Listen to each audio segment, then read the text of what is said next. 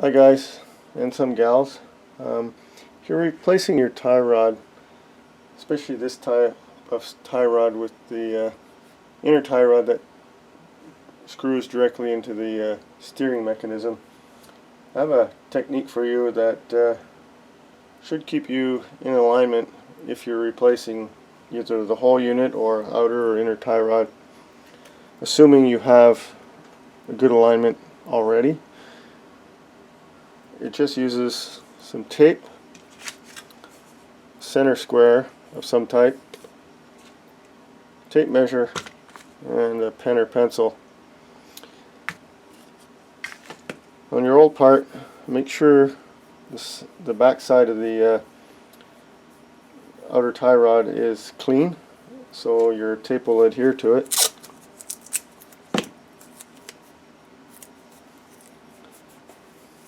It's assuming this is round. Some may not be if you get a cheap Chinese replacement part. The castings aren't always that good. Now, just mark out your center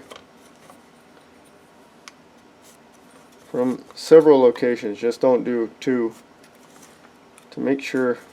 Sometimes this might not be perfectly round, so if you do it 4 or 5 times, I'm pretty sure you're going to get pretty accurate center mark.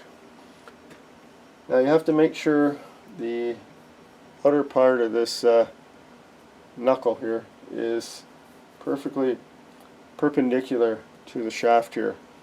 So put a wrench on it and a square here. Make sure it's square. Then you take your measurement. And here I have 15 3/4.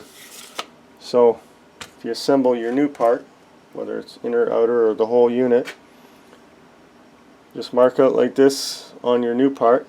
If it's a type you can grease, just don't put the Zerk fitting in and put tape on it, and do the exact same thing. Assemble it, and it should be pretty close to your original alignment. If it's not, you can still drive it probably for a few months if you can't afford to get an alignment. And it shouldn't wreck your tires.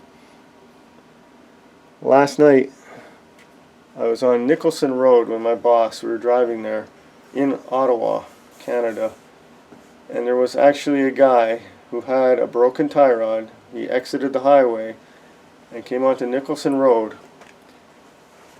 He was driving near us. We didn't know what was happening. We heard this weird hammering sound. It sounded like the tamper they use for gravel on a construction site, but it was actually the guy's rim bouncing along the pavement. He had totally worn through the tire, but you could smell wicked strong smell of rubber burning.